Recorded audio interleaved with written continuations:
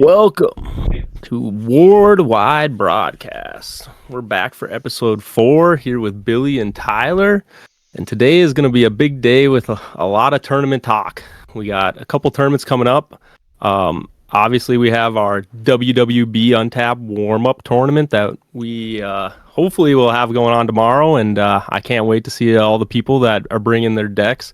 Again, it is open to basically have any card in your deck. You don't have to actually have the physical copies. There hasn't really been a tournament like that. So I'm really excited to see what everyone brews up for our tournament. Another quick thing to talk about is we are now on YouTube. So for all you YouTube listeners out there, please go on there, follow, watch, subscribe, ring the bell, whatever the hell you do over there on YouTube. Do it all. Smash that like button. Yeah, exactly. Smash that like button. Am I a cool kid now? All right. But anyway, we are going to start to jump into the homecoming tournament at Shakopee, boys. That is the big topic today. I guess first things first, let's just go over, it's just like, all right. So again, it's a best of one single elimination tournament.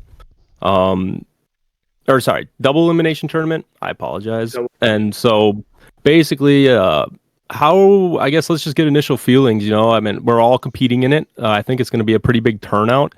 I'm expecting a lot of people. I know that the Discord's been going off a lot about it, and everybody's very excited for this tournament. It feels like we haven't had a award tournament like this in a while now. So I kind of want to hear what you guys' takes on it are too. So start with Billy, and let's see. Yeah, man, I'm stoked. Like I've said in the previous podcast, I've been, quote unquote, preparing for this tournament since Gen 2 released, in that I've just been excited for the mixed decks. I think the options grow exponentially. It's not just going from 150 to 300 cards. It's going from, 40 combos of decks in each gen to like 400 combos of decks. Like we're kicking it up a notch, and I'm just excited, man. I think we're gonna get some good decks, and they're gonna be really competitive. There's a lot of people out there with a lot of good decks, and just a lot of good cards in general. And you start throwing legendaries into decks, and it's kind of hard to not have a good deck. So I think, also it'd just be fun to see.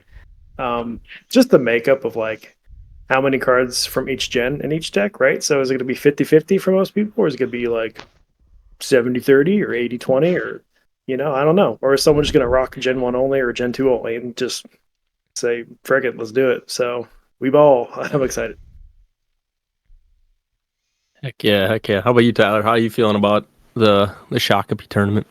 Yeah, kind of like Billy was saying, with the gen mixing, there's just so many more options of what you have available to you. The 30 card size, like the limit to your deck, adds a lot of deck building options. You can't build a deck that has options against every single thing because of the low card count, but you can try. I mean, that's what I go for when I build my decks. I try to think of everything that you could run into and have something against that thing to make the deck better. This will be the first tournament that's the mix, so I'm pretty excited for it. I'm pretty excited for the trip down to the cities with the boys this weekend, and I've been looking forward to it all week, so it's going to be a really great time. Yeah, no, for sure. I mean, you definitely touched on it. Like you said, this is the first tournament that's live with the mix, and honestly, like, just that thought alone, like in my head, it's like I have not seen the game look different since Gen 2. Like it was just Gen 2 for us when we started, so it's like it does feel like it's gonna have definitely like a breath of fresh air and like a newer life to different cards. And that's kind of where I wanted to like move with the conversation. Like a thought on my mind is just like, so like what if we want to kind of cover over like all the Gen 2 decks that were like kind of the decks that we were seeing before the mix and like before we got to this like Gen 1, Gen 2 tournament. I mean, a couple that are coming to like my mind, we had the Perfect Shark. Obviously, we talked to Nelson last week about that. And then the Steam deck, it was another very common deck. I mean, obviously, you guys both duked it out with the zombie dogs, and then can't forget the maniac at the very beginning of the season in my mind. And like you said, I guess I'm curious, like, what's your guys' thoughts? It's like, how many of these Gen 2 decks that we were seeing before in tournaments are going to carry over? And then what are some that might not like make it, or maybe they just aren't going to be strong enough potentially in this Gen 1 and 2 mix?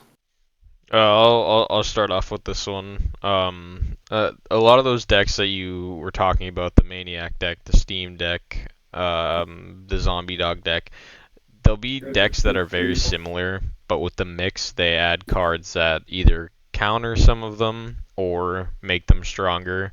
When it comes to Steam, the fact that you can't equip things to it makes it a little bit harder of a deck to build. You obviously have things like Apocalypse and Lightning Strike that you're going to want to put in the decks.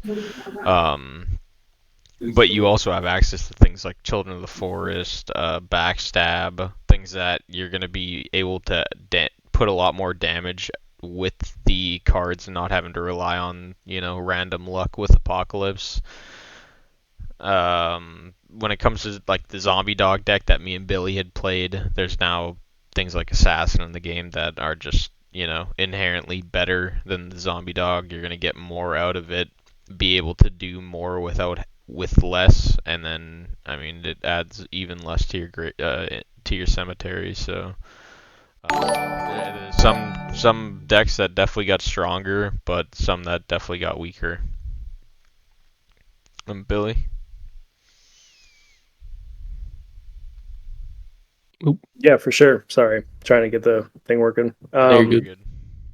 Yeah, it's kind of interesting because one of the things I thought about first was Maniac, and Maniac was just dominant before they made the rule change, and it's gonna rein it back, but I don't think it's dead completely because we got because now you essentially need to play it with attack dice rolls that only had +1 dice, right? So your options in Gen 2 were Legendary Armor and Warm and Glow.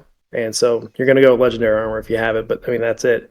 So now with Gen 1, the obvious choice to add to this is Sword of Light. So you get 3 Sword of Lights and 3 Legendary Armors, and it's like, okay, that's still viable, you know what I mean? So, yeah, I'm kind of excited to see what happens. It might take a little bit to see how the Maniac plays out, but we'll find out. Another deck that comes to mind is the Wear deck. I mean, Wear deck, in my opinion, was half power in just Gen 2 because there's a lot of Gen 1 cards that have Wear in it. And then also Flaming the Infinite, of course, is your staple limited summon card. So you get 2 Flames, 2 Full Moons, and, I guess a Ghost form to protect your Wolf Knight, and you're swinging for the fences, you know what I mean? So someone's going to run it. We'll find out who. It ain't me, but maybe someone. No, definitely to just take it off from that point. Like you were saying, like Wear deck. I mean, there was kind of in that vein, I was going to say like limited summon decks. I think definitely, like you were saying, Flame of the Infinite got a buff. And I think that probably was something that was really missing from the like Gen 2 tournaments was limited summon decks. I honestly, like, I know Undead King kind of got in near the end, but I don't think it plays too well, but I feel like they for some reason struggled very hard in that Gen 2 card pool, and I think those summon or limited summon decks will definitely be getting like quite a big buff from the Gen 1 cards, and I think that's where other decks that like Gen 2 had like a bit of a slower pace. We didn't have these backstabs. I mean, I've been playing with all these crazy Gen 1 cards now, and I can definitely see why the game probably feels a lot different from Gen 1 to Gen 2. It's like Gen 2, it felt like, yeah, they really slowed the game down. It really felt more like, okay, I have this big creature, you have this big creature, let's duke it out. Let's see if I can bring my big creature back, let's keep duking it out. And I feel like those decks that rely on like a big creature, quote unquote, definitely need to be, or might have lost some power just because of how effective some of these like Gen 1 cards are at like, hey, I can remove your big monster. I can bounce it. If you want to sack, you can sack. I will just find a way to get it off the field, and you have to do your whole thing all over again. So it's like, I really think limited summons are definitely gaining power, and I think decks that relied on their creatures kind of being like that big boss creature, those decks are definitely probably going to lose a little bit of that priority and power that they had in Gen 2 going into this mix. Maybe. I feel like there are really two cards you need to run a big boy deck, what I'm going to call it. In Gen 1, it was heroism because you want to get your big boy out, and we'll call it the creator. You get your creator out, you put your heroism on it. Now it's not getting judgment, it's not getting wrath, it's not getting foolish tricks. It's there, and you got to deal with it. And then in Gen 2, it's like, oh man, I want to play an Undead King deck. I really want my heroism. Oop, okay, I can't play with that. So what's my option? Oh, I'll put lead boots on there.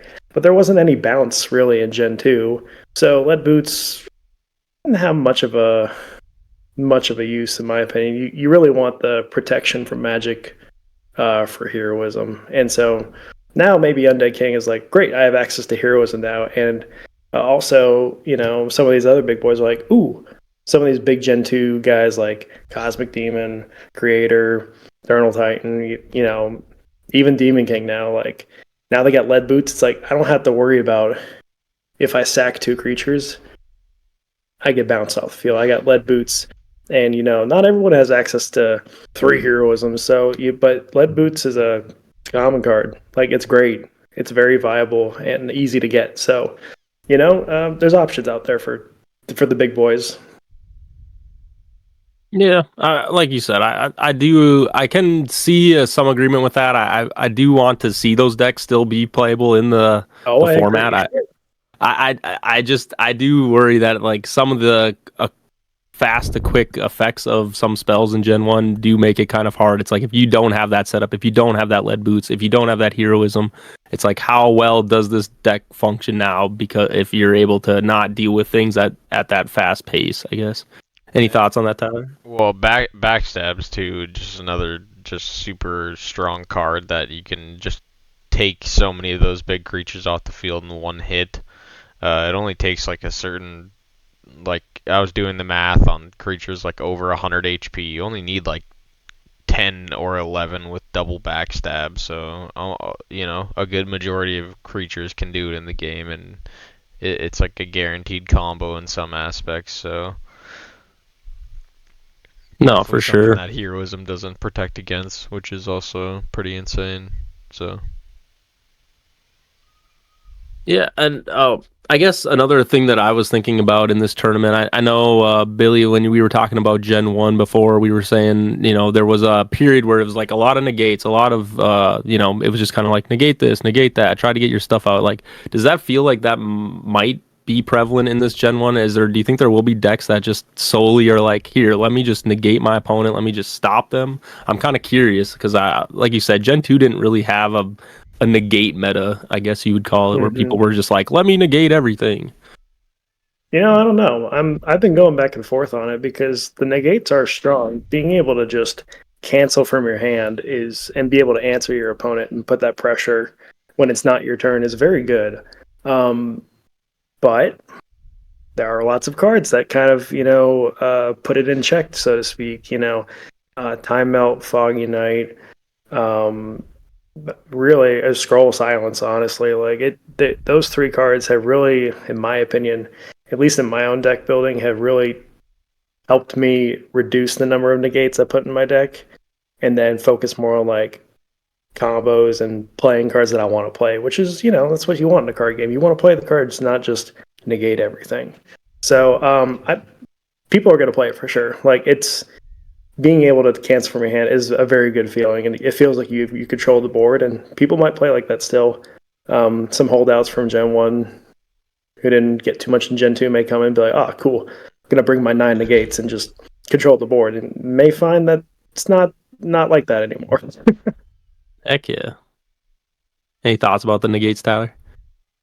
I think Scroll of Silence keeps a lot of that in check. Obviously, you only have 3 of them, so if someone's bringing like 12, 15 negates to the game, it's obviously not going to stop something like that. But I think with the amount of cards that are in the game, you're able to negate what your opponent's doing, but you're also missing out on a lot of what might be making your deck stronger. So you definitely have to find a comfortable medium. But there's definitely a lot of negates in the game now, so. Yeah, no, I definitely. I mean, I know we were playtesting a little bit, and like you were saying, there are these cards. I mean, We've seen Irresistible Love. We've seen other cards that aren't really like, I would call like a true negate, where it's not meant to negate, but it also does kind of have that function. And I think like cards like that, I think people aren't really gonna have too much understanding when it comes to like, oh, I might have a handful of negates, but if they just play this one card in a Scroll of Silence, I'm shut out for turns, multiple turns where it's like now I can't even respond to any of the things they're doing. And so it's like definitely very it will be a very interesting thing to see going into the tournament of just like, okay, where's the focus at, where's those aspects at. Like I just find it a very interesting topic. It's like just seeing how those Gen 2 decks have to evolve, have to grow in order to kind of stay in this competitive environment with the Gen 1 cards. I think that's a very big part about it. Any last thoughts on sorry, what's up? Oh, my bad. I was just going to say, I'll give you one practical example. So after work, I played with some buddies and, went down to, sports bar and played some games, had a good time. One of the guys I was playing with is, super, super heavy Gen 1 user.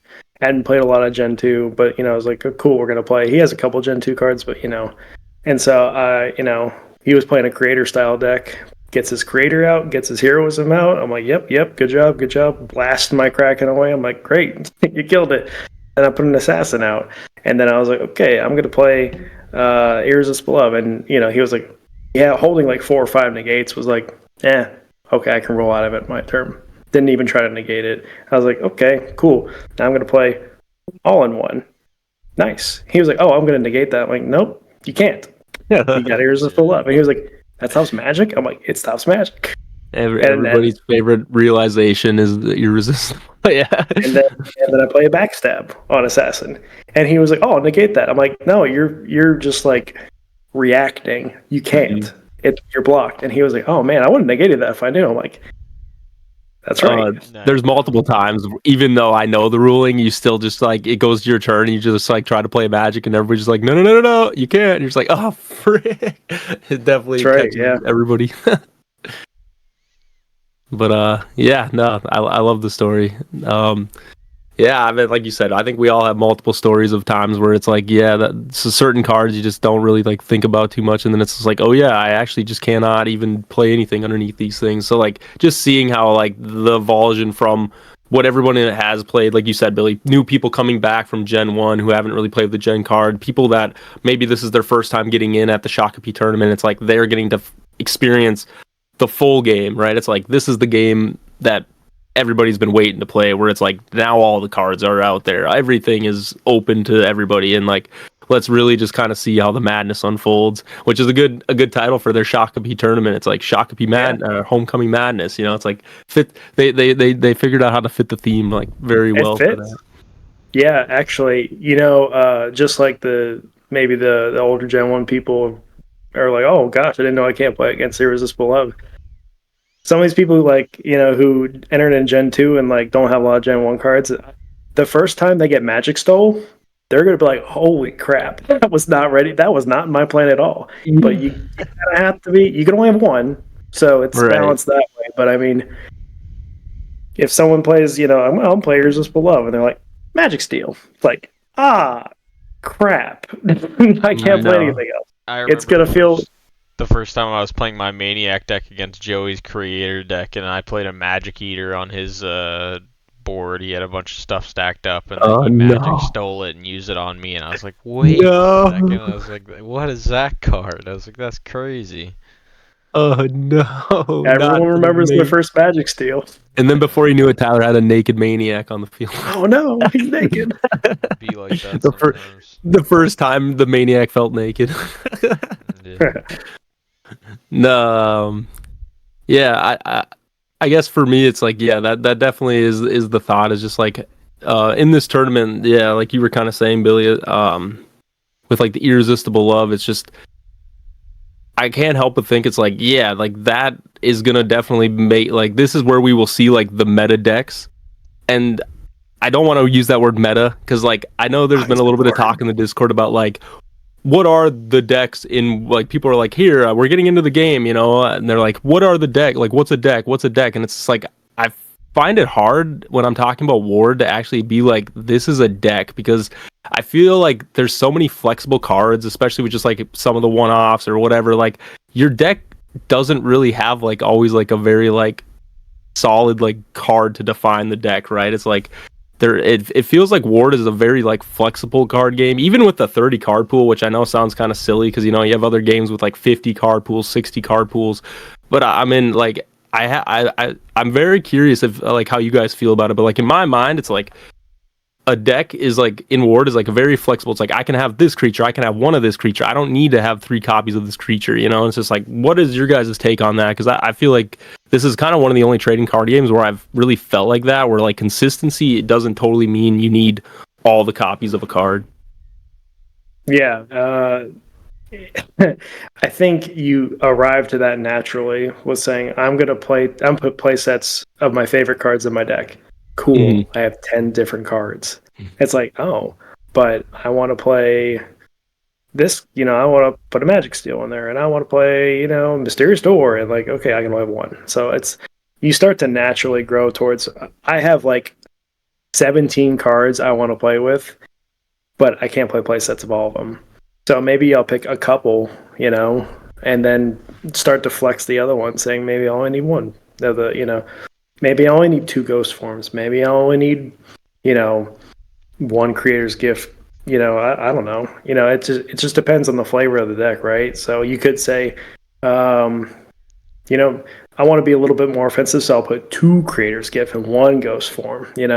But if you like try to like be a little bit more defensive and try to play that game, it's like, 2 ghost forms is good. I can maybe 3. Maybe I don't need creator's gift at all. There's a lot of flavor and a lot of different ways to build the deck, and it's kind of hard to say if there's going to be any meta decks even after this weekend. I mean, we're going to have to see a couple tournaments worth of, people playing and just see like if the same types of decks make the top. Like if top 4 is always a limited summon deck, whether it's bees or just squires or just werewolf. Like maybe you could start to call that meta at that point, but it's going to take a lot of data, and also we don't have a ton. It's not like we have hundreds of people playing Ward in these tournaments. Like we're going like 20, 30 people in a tournament. So it's just going to take some time to really understand like what's kind of like the top deck. And as soon as someone figures it out, someone's going to look at that and say, okay, I'm going to make sure I beat that kind of deck.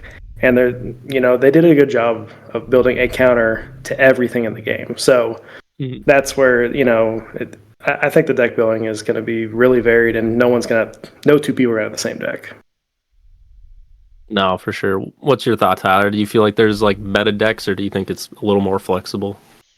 I think the game's pretty flexible after deck building for a while. I mean, me and Billy talk a lot, me and Harry talk a lot. We've come up with a lot of different ideas, and truthfully, like, not so much in the competitive scene, but you can truthfully find a use for any card in the entire game just by building like for fun decks. I wanted to apologize for my camera. It's probably going to be messed up for this episode, so it's all right. Power through. Yeah. You got it, bro. But yeah, I think, I don't know, with so many cards available, it was different with the last, just during the Gen 2 meta. You could kind of get a certain meta that starts to form, kind of like when you had the Gen 1 meta as well.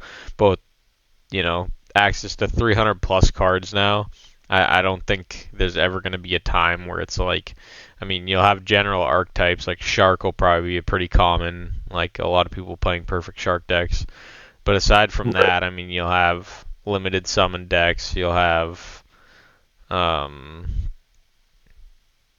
don't know, like magic decks, like burn decks kind of thing, dot decks, equip decks. There's a lot of different ways that you can go now with the mix. So, Scanning where you just got low HP high hitters. Yeah, I expect there to be a lot of variance at the tournament.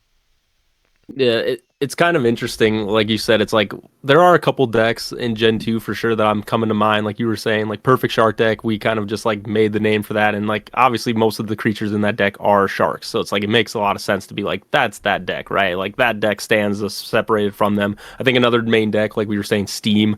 I mean, I don't really think in a lot of Steam decks, like, yeah, they have other creatures, but like, you know what the premise of that Steam deck is. Like, they're going to utilize those cards that benefit them and aren't very fun for your opponent to play. And so it's like, I do agree. I think that there are some decks that really do have like a really strong identity, but then at the same time, like you were saying, there's more of like types of decks. Like we were just, like you brought up, Billy, you were saying like limited summons. Tyler brought up, limited summon, equip decks, burn decks, damage deck. It's like we kind of almost like put like the type to the deck instead of like the actual just like card in the deck, which it's just kind of cool to watch to see like how it evolves. Because like you were saying, it's like, are we going to be saying, is this a limited summon meta? Is this a equip meta? Is this a burn meta? Like, I'm curious if it's going to be more of that conversation, or if it's more just like, is it the perfect shark deck? Is it this deck? Is it the right? And then it's just like, okay, how does that affect how players are eventually going to be like, okay, so if it's limited summon meta, what are the limited summon cards that maybe I need to tech in to try to deal with whatever is the strongest deck at the time? And so I just think it's definitely just a very interesting thought to put to everybody. It's just like, yeah, like do we want it to be like meta decks, or did we want it to just be like the meta, and just have whatever terms we have for it? But I do kind of like it when someone says the perfect shark deck, it's like, oh yeah, that's the deck. We know what the perfect shark deck is. We should try to take some notes at the tournament of just the different types of deck we see, so we can compare notes and kind of like just have a breakdown on the next episode of like, all right, so this is what I ran into and this is kind of what I observed, So for sure, categorize that. We got to start getting all the analytics so we can start being the ones to make all the meta decks have the little list. No, that's awesome. Any last thoughts about the Shakopee Madness homecoming tournament, guys? I mean, is there anything you're feeling about it that you might want to get off or talk about? Or a lot of backstabs. A lot of backstabs. I know. I was watching Scott. I mean, not to call him out, but that man has been pulling. He's pulling good, and that that store that they have. Oh my god. Whatever's going on over there, I think I need to start making daily trips over there to get whatever they got. We'll be up there next week for the boss battles. So. Yeah, I know. We're definitely gonna have to figure that out. I'm taking some packs home with me from that store, and I'm just making sure that it's not rigged over there, Scott. We're watching you. You might act like you're sleeping on the job, but we're watching you. I'll tell you what. I need a creator for myself. I see you pulling them all. I see you pulling foil backstabs. We're coming, but no. Just back to the whole Madness Shakopee tournament. I'm trying to think. I think it's going to be potentially the biggest turnout we might see. I mean, I'm hearing tons of people just talking about it, getting excited about it. I mean, is that kind of the same response you guys feel like you're getting for it? Like, seems like everybody in every corner is really like, let's kick this off. Let's get this Gen 1, Gen 2 mixed tournament. Like, this is going to be kind of another like good start to like where Ward is going to be, moving forward in the future. Like, this is kind of like here we go. The game is like on the track. We're getting forward now. Not having to like do reprints. Not having to have any of those things. I mean, what's your thoughts? I mean, also just from the there's been a lot more stores added in the past couple weeks. I keep seeing, like, seems like every other day, like, oh, we had a new store. Oh, we had a new store. Oh, we had a new store. So, I'm sure it just sounds like the game's growing. And so, I kind of get the same vibe, Harry. So I'm excited. Yeah, it's going to be a lot of people. Heck yeah. I mean, I'm excited. I would love to see Ward get to that point where it's like you were saying, I mean, Tyler had a talk where it's like, we walk in and it's like, all right, there's 200 people at this tournament, it's like, it's people screaming, it's packed in some bigger venues, bigger whatever. It's like, I feel like that kind of is like the course that Ward is getting onto. Like you were saying, Billy, it's like stores are popping up everywhere in all over the United States at least, and hopefully eventually all over. I mean, it sounds like they want to maybe reach to other parts of the globe, and it's just like it'd just be such a good feeling, if you're at some big event like you said, and it's just like, this is Ward. This is that TCG that we were all playing. You know, we were at there at when the Gen 1 reprint, we were at there for all the beginning stuff, and I don't know, it's just a fun thought in my head when I think about just like how much it could be growing. And like this tournament, I think will definitely, like I said, with all the interest, with all the people, it's just like I just cannot wait. Like, I know it maybe my expression's not showing it, but like I am just excited as hell for this tournament. Put a number on it. How many people think you're gonna show up? Okay, should we do an over under, or well, we have 3 people. Under. We gotta okay. I think we will say, let's do 16. 16? Yeah. 16. Ooh. Yeah. I think okay. I'm definitely saying it's over that number. It's over. I'm gonna say it's over 30. How's that sound? There's gonna be more than 30 people in. I'm calling it. It's gonna be the big. I honestly believe this is gonna be the biggest tournament that they've, like, a live tournament that they have thrown on.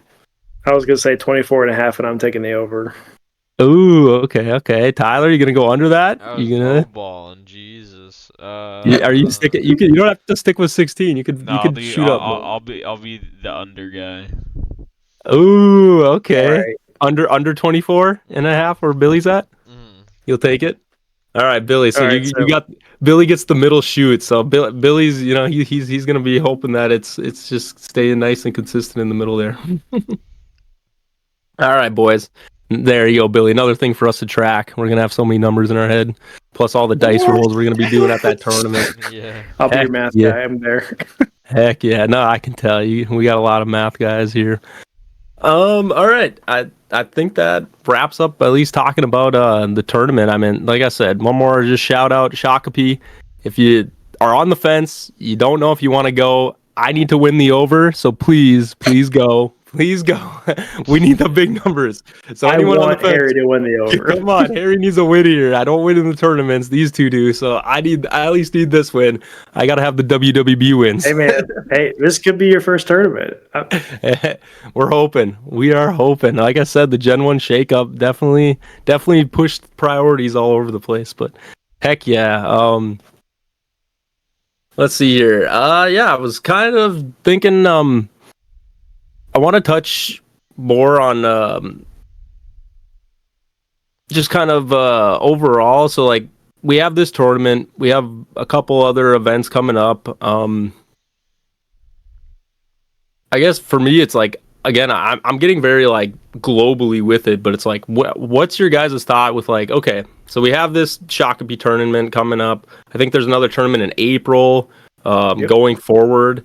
It's like, is this like the course that you guys are happy to see with Ward? Like, does it feel like it's like, oh yeah, like one tournament a month?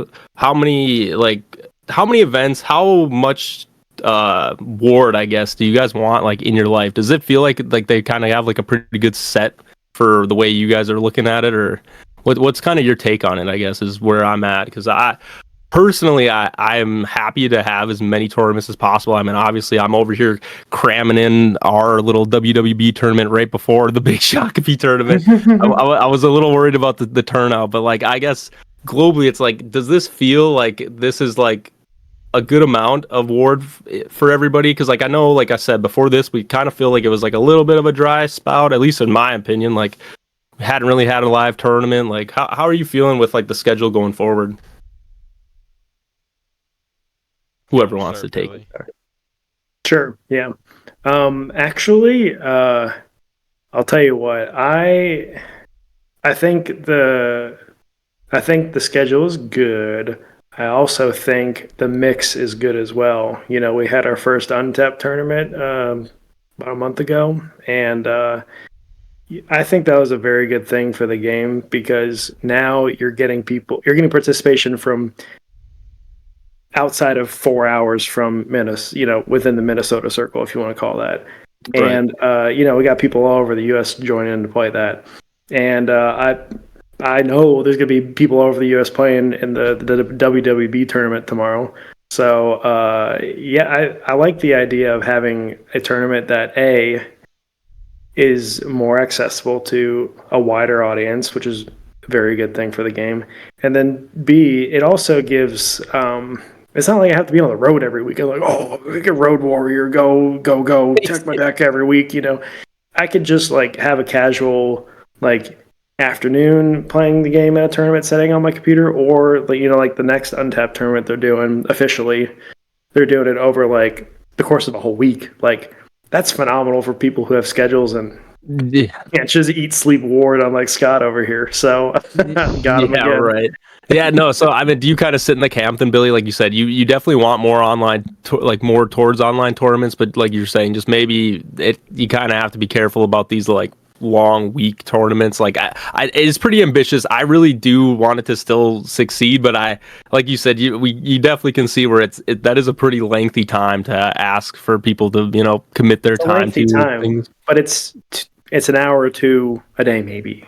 For it, in my mind, it's better than I have to cement 7 hours on a Saturday if I want to make it to the end of the tournament. Versus, that's fair. Oh, maybe I played 2 days and maybe I get kicked out. I'm like, all right, that was good. I don't want this.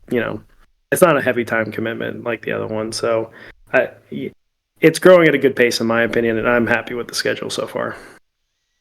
What's your thought, Tyler? Yeah, I've been enjoying it. I always like going to the in-person tournaments, and the Untapped tournament that we had last time ran pretty well. I forgot what I was gonna say, but yeah, we're having a good time. Did you want to? Well, it's like I love going to the tournaments. I could do one every single weekend, but obviously everyone has lives, so it's like pretty hard for something to be realistic. And of course, the ward staff also having lives. They can't just spend every single weekend, with families to spend time with and stuff. So the once a month going that we've been doing is a lot of fun. Me and Harry, and I'm sure Billy, we're willing to travel, realistically. Planning the road trips. Yeah. To a lot of the tournaments, and we have a great time going there. So, yeah.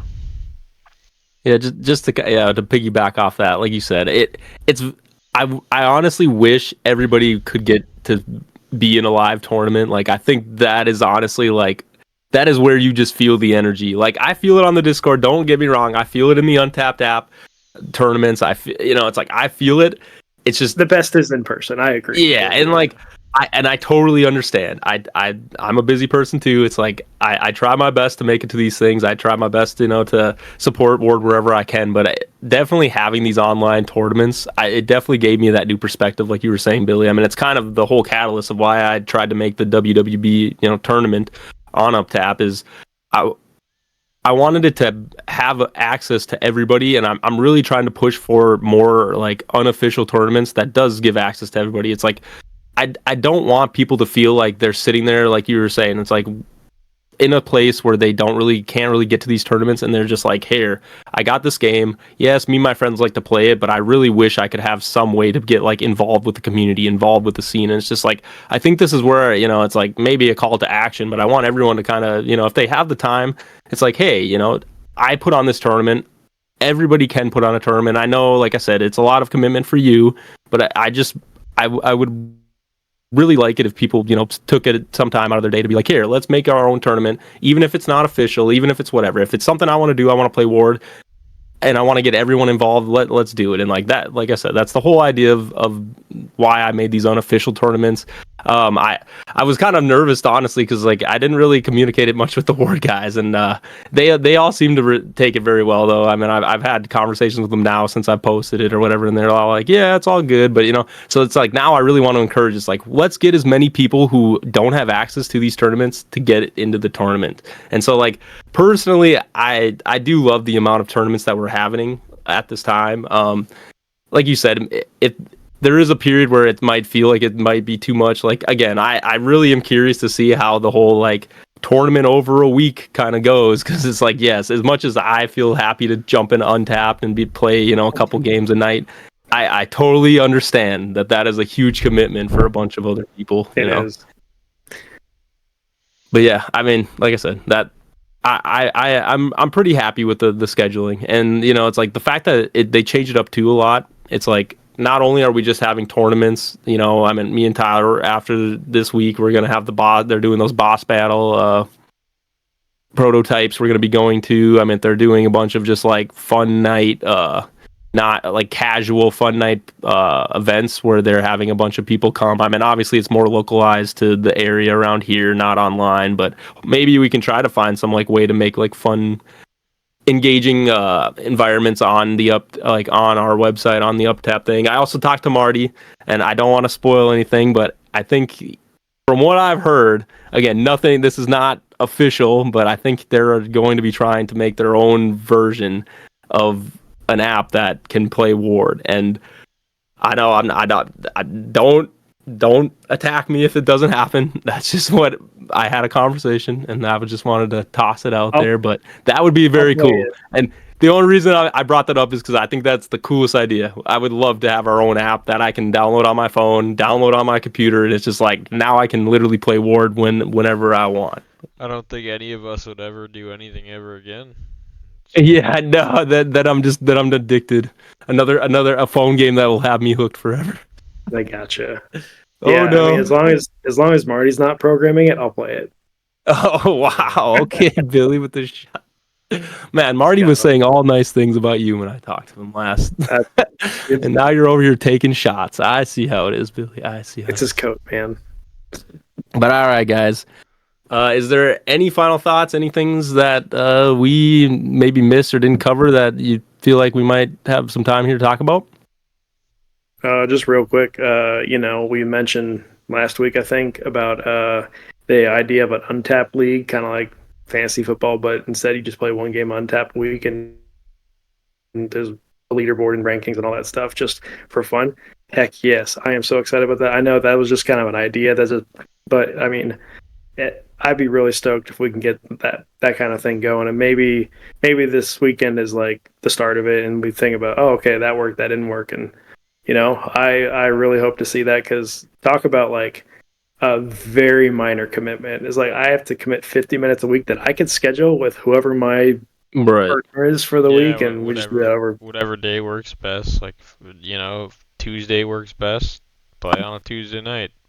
Friday morning. Yeah, I love that idea. You can both get the time in. I mean, yeah. You just end of the week, just report back what the result was, and No, I love you brought that up, Billy. I'm definitely thinking about potentially making a poll. I'm pretty sure I can make a poll in their Discord, but I'm gonna make a poll and see how many people have interest in it. Because like I said, this first tournament that I put on is definitely like here, let's see how many people. If I make it as open as I can, how many people are really interested in this? And I get it, it's on a Friday. I'm not saying this is the best testing that I could have done, but I'm like I said, I'm a busy. I'm a busy person. I have my own schedule too. I'm trying to give back as much as I can, but like you said, a league would definitely be a good way to handle that, and I definitely want to see what the interest is on that. Like you were saying, Tyler, like you were saying, Billy, the commitment, one game a week. I think if you're as diehard, if you're a Ward fan, maybe not even a diehard Ward fan, I think you can commit one game a week to play into in a tournament. And like I said, there is so many pockets in Ward. There are people that I know that want to play Ward consistently. They want to have that environment, and I think a league would definitely provide that for those people. Hell awesome. Yeah. I got one more thing for all three of us that I just randomly thought of the spot. We're all going to pick a card that you think there will be the most of at the tournament. In the most decks? In the most decks, yep. So we'll try to go around to every participant that's in there at some point in the day and see if they're comfortable with us checking their deck. Let me see your deck, kid. Or just ask them, hey, how many of this card do you have? Yeah, if you have, you don't even have to go through the deck, but if you have this card, how many how many of each copy do you have? And whoever wins gets a booster. Hell yeah! Okay, wow. Billy's raising the stakes over unders. Tyler's like, let's fucking go for it. All right, fine. Here we go. All right, Billy, do you want to start off, or do you want me to be the first one? No, to make man, I want to pick first, because I'm gonna put one rule on it here. Okay, cards that there can only be one of count as 3. Whoa! Dang! Oh no! Hold on a minute. Okay, hold up. Is that fair? Is that fair? I think that's fair. So, but okay, here, but let's if do they have two. three, Let's do two. I think 2 is fine. well, if they have 3 copies of a card, does that always all count as 1 point then, or is that how we're handling this? Yeah, so 'Cause for then it would be copies that you fair. can have 3 of, it would be 1 of each, 1 point for each, and then one like A limited card is Isn't worth that 2. just too? Yeah, I feel like I think that's fair because limited cards are inherently like people are gonna want to run them because they're that good, right? Yeah. So true. okay, But do you risk it for that just over other cards? Okay, I'm fine. All right, Billy, you want the floor. Another rule: we all have to pick a different card if we can't. yeah. No dupe. So Billy, you get to have the free reign on every card. Have a dice close? Do I have a dice? I have a physical dice, but it's gonna sound clankety clackety all over I the don't place. have a dice on me. Billy, you want me to roll for you? Sure. Oh boy, we're rolling. Yeah. I thought we were just giving Billy the floor to do I this. thought you were just getting Tyler wants to go Just first. in case you were worried, guys, I got the dice. Oh, let me get the ward. There it is. The official ward dice, and then here's my little crappy Applejack box. Are we doing high or low? High or low roll? Gotta make those dice boxes. Hi. All right, I'll roll Billy. All right, give me good. I'll roll me. That's good. I'll take it. I got 5. What'd you get, Harry? So I need higher. I need 6. I need 6. You need 6. All right, we're rolling. I'm not lying. Oh, I can't get it in the camera. Get it in there. That's a 6, Get baby. out of here. Bitch. All right, I go first. Yeah. I get first in. Harry I love it. Okay. So a card that I think is most at there, and how many points you said was one? If is you can 2 have 3, Worth 2 points. if you can have 3, 1 each. If it's a limited, it's worth 2 points. 2 points. Yeah. And I think that's pretty fair. In the most decks. Oof. God. See, Tyler, I'm gonna have to be the standard guy. I'm gonna take backstab. I think you're unfortunately backstab. Dang, he's going with the legendary. Backstab. I know it's 3 ofs, but I'm feeling confident. You guys might pick a better limited card, but you got to go with the backstab. I think it's just the people see that card. You can easily enhance. It's a risk. Yeah, I agree. It's legendary, but that's the thing is you can inherently see the value of that card, and I think everybody, if you play this game, you're like 3 times damage. Anyone can make that calculation in their head. Like this does a lot, and so I think backstab will be the card. And whatever, that might be the lame, boring take, but I don't care. I'm winning this fucking. I'm gonna give it to Billy. Billy, you can pick second. No. You roll the 5. Go. You're in up order. next. Come I'm on. last. I'll take it. All right. Well, I'm going with it. Irresistible love. Yeah. Okay. Give us a reasoning. We need to hear it. What's your thought with that? Come on, everyone. is Because high he on knew that I card. wanted to pick that card. Yeah, everyone's high on that card. It's so good. I think, I don't know, you can call it a crutch, you can call it whatever the hell you want, but you should just be running at least 2 copies of that card in every single one of your decks. Hey, when you're in a so competitive tournament, there's no such thing as a crutch, all right? There ain't no crutches. All right. Well, you play because- all the way to the limits. good. All right, we'll send it to Billy. All right. Tyler, just because you said that, I'm taking all of them out of my deck, and it's just to make you lose. All right. No. There goes. That's fine, Billy. No. There goes a couple. Yeah, there goes Billy's chances of winning the tournament. Yeah. I won, but at what cost? He's like, I won that. Okay. I'll be the oddball, I guess. I'll pick a limited card.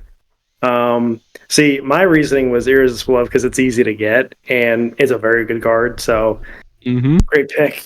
Backstab was obviously inherently good. That's also a good pick. I don't know. It's a legendary, so we're gonna see how many people are gonna be forking 3 legendaries in their deck. Yeah. My pick. I'm gonna go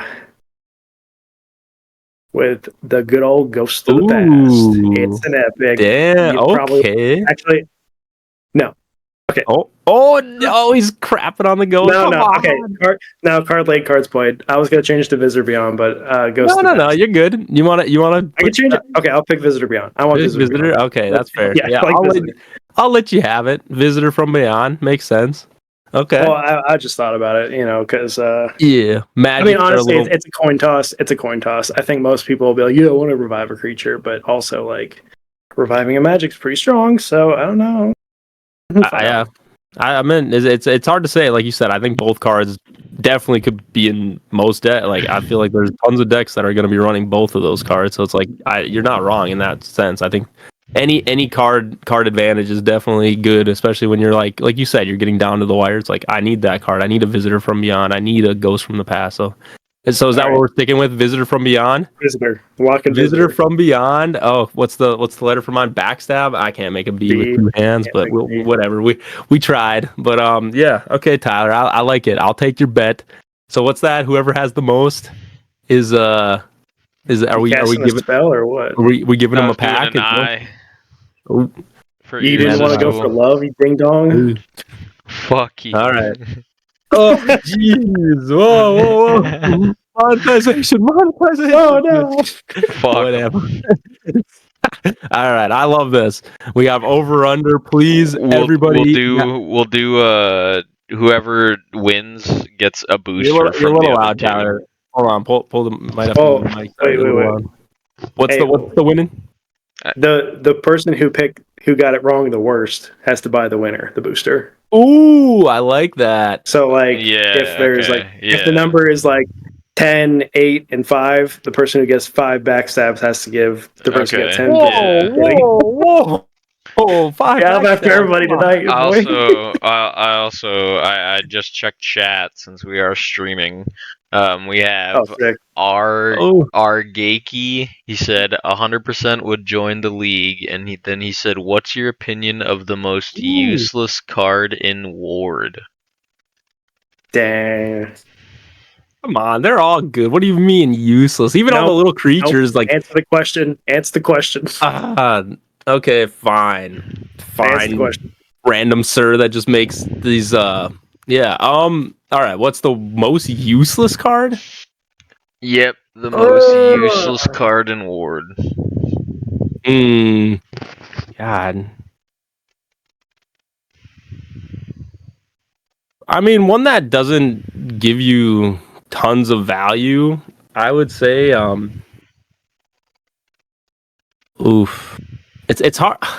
I mean, every card we make this argument every day. It's like there is usually a good use for just about every card. I mean, like you said, it's like you could talk about commons between legendary or common, but it's just like, is there a useless card? Like most of them do a functionality to them. I know. I'm sorry. I'm stalling. I'm trying to think. I don't know. You definitely have cards like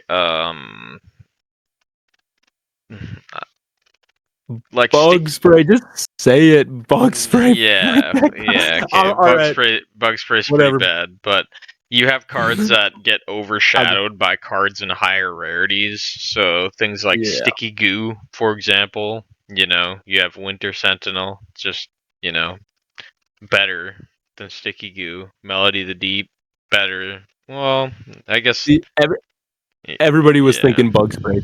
Everyone's thinking bug spray.